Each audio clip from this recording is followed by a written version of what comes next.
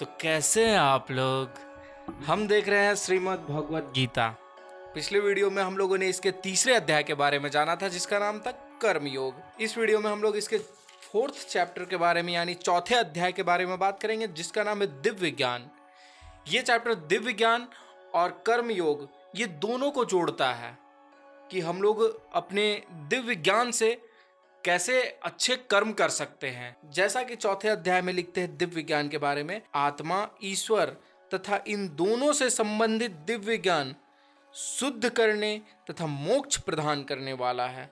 आत्मा और ईश्वर से संबंधित जो ज्ञान है, जो नॉलेज है, वो हम लोगों को शुद्ध करता है, यानी हम लोगों को बहुत अच्छा बना देता है और मोक्ष हम लोगों को मुक्ति देता है इस कर्म जाल से या फिर इस दुनिया के मोह माया से, हर चीज़ से हम लोगों को मुक्ति देता है। तो वो दिव्य ज्ञान क्या होना चाहिए? आत्मा और ईश्वर का ज्ञान। मतलब कि हम लोगों को जैसे पता है, इसमें अध्याय में भी कहते हैं कृष्ण की मनुष्य के आने से पहले भी ये दुनिया एग्जिस्ट करती थी और वो एनर्जी जब मनुष्य नहीं रहेंगे, यानी तुम नहीं रहोगे, अर्जुन को कहते हैं कि तुम नहीं रहोगे या कोई भी मनुष्य नहीं रहेगा तो भी वो एनर्जी रहेगी और कोई रहेगा तो भी वो एनर्जी रहेगी। तो इसका मतलब कि हम लोगों को उसका ज्ञान होना चाहिए कि हम लोग रहे ना रहे, इंसान रहे ना रहे, वो एनर्जी रहेगी, यानी ईश्वर रहेंगे। तो उसे इस तरह से काम करना चाहिए कि वो सभी के लिए जिए, ना कि सिर्फ अपने लिए, अगर वो ज्ञानी पुरुष होगा तो। और अगर जो ज्ञानी पुरुष नहीं होगा वो सिर्फ अपने लिए जिएगा और अपने लिए ही मर जाएगा। फिर आगे कहते हैं ऐसा ज्ञान कर्म योग का फल है। हम लोग क्या काम कर रहे हैं उससे हमें ज्ञान प्राप्त होती है। अगर हम लोग सिर्फ अपने लिए कर्म कर रहे हैं तो हमें कुछ खास ज्ञान प्राप्त नहीं होगी, लेकिन हम लोग पूरी दुनिया के बारे में सोचेंगे तो हम लोग और ज़्यादा नॉलेज प्राप्त करने की कोशिश करेंगे कि ये दुनिया क्या है। बहुत सारे लोग इस सच को जानना चाहते हैं, इंसान क्यों जन्म ले रहा है, क्यों मर रहा है, क्या है ये जीवन चक्र क्या है।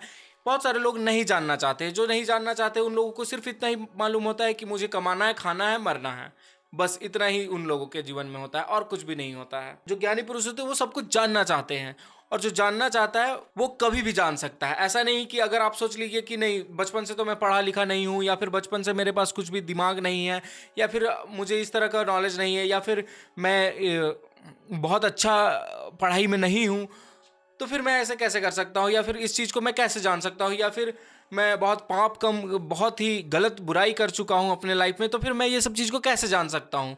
लेकिन नहीं, भगवान कृष्ण इसमें कहते हैं कि इंसान किसी भी उम्र में किसी भी टाइम पे वो ज्ञान को प्राप्त कर सकता है, नॉलेज को ले सकता है। बस नॉलेज लेने की चाह होनी चाहिए इंसान के अंदर।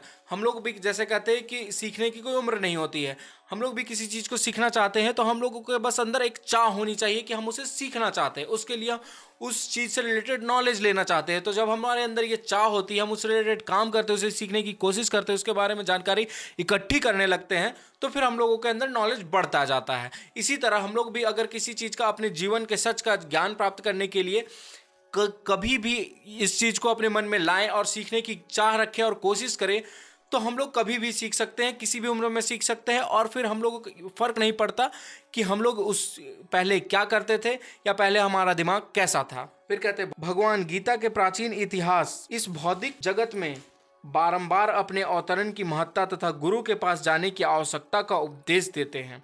भगवान, जैसा कि इस भगवत गीता के थ्रू भगवान बताते हैं कि भगवान पहले भी थे, भगवान आज भी है, कल भी रहेंगे और आने वाले टाइम पे भी रहेंगे, जब इंसान नहीं रहेगा तो भी रहेंगे।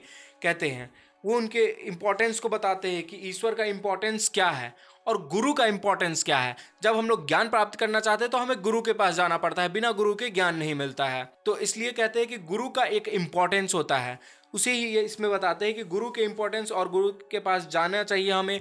अपने गुरु से, अपने टीचर से हमें नॉलेज लेनी चाहिए, किसी भी तरह की नॉलेज जो भी हम लेना चाहते हैं, जिस भी फील्ड से हम रिलेटेड नॉलेज लेना चाहते हैं, उस फील्ड के जो एक्सपर्ट है उसे अपना गुरु बनाएं, उसे अपना शिक्षक बनाएं और उनके पास जब जाएं तो आत्मसमर्पण करके जाएं।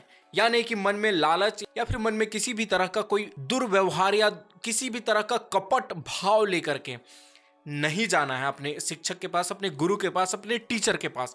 हमेशा जब भी अपने टीचर से मिले तो आत्मसमर्पण करके मिले, उनके लिए अच्छा भाव होना चाहिए। और जब आप उनसे कुछ सीखें तो उसे इम्प्लीमेंट करके आपके अंदर ये अच्छा भाव होना चाहिए कि मैं जब उनसे कुछ सीख रहा हूं तो मैं अपने अच्छे कर्मों में उसे यूज करूंगा, तो आपको ज्ञान की प्राप्ति होगी।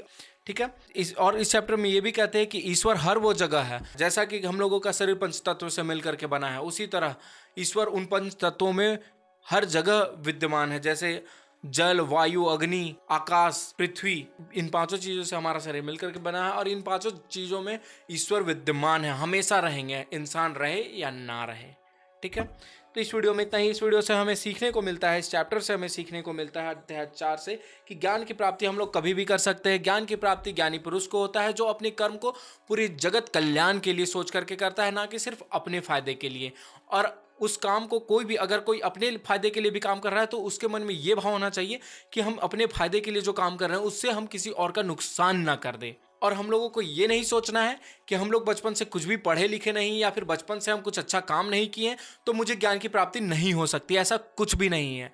आप किसी भी उम्र में ग्रंथ, धर्म ग्रंथ सब उठाइए, पढ़िए और सीखिए और फिर ज्ञान की प्राप्ति कीजिए कि ये जीवन क्या है और हम लोगों का जीवन मैनुअल, जीवन जीने का पर्पस क्या है, ये सब कुछ हमें पता चलता है। क्योंकि इससे पहले अध्याय में भगवान कृष्ण कह चुके हैं कि हर व्यक्ति का यहाँ आना एक कर्म उसके लिए बंधा हुआ है, वो कर्मों के जाल में बंधा हुआ है। उसके लिए कर्म डिसाइड कर दिया गया है कि वो इस धरती में क्या करने आया है। तो उसको जानने के लिए आपको ज्ञान की प्राप्ति करनी होगी, आपको नॉलेज उसके रिलेटेड रखना होगा और फिर अपने काम को करना होगा। ईश्वर पे भरोसा रखना होगा, ईश्वर पे आत्मसमर्पण भाव से रखना होगा। जिस फील्ड में आप नॉलेज गेन करना चाहते हैं उस फील्ड से रिलेटेड आपको टीचर्स के पास जाना होगा, एक्सपर्ट्स के पास जाना होगा। अगर आप कोई बिजनेस करना चाह रहे हैं, उस बिजनेस को अगर कोई पहले कर चुका है और बहुत अच्छे लेवल पर जा चुका है तो आपको उसके पास जाना होगा, सीखना होगा और आत्मसमर्पण भाव से जाना होगा, ना कि अपने मन में लालच और फिर कपट या फिर उसको धोखा देने के लिए ऐसा अपने मन में भाव लेकर के नहीं जाना है।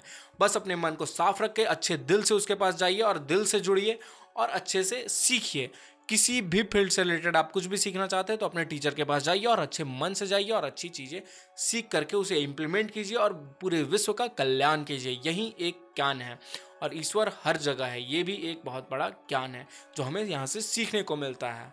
अब हम लोग नेक्स्ट वीडियो में इसके नेक्स्ट चैप्टर के बारे में जानेंगे जिसका नाम है कर्म योग, कृष्ण भावना भावित कर्म। तब तक के लिए बने रहे, मस्त रहे, खुश रहे और भगवत गीता पढ़े, अपने टीचर का आदर सम्मान करें और कहीं भी आपको किसी भी फील्ड में रिलेटेड परेशानी हो तो अपने टीचर्स के पास जाएं।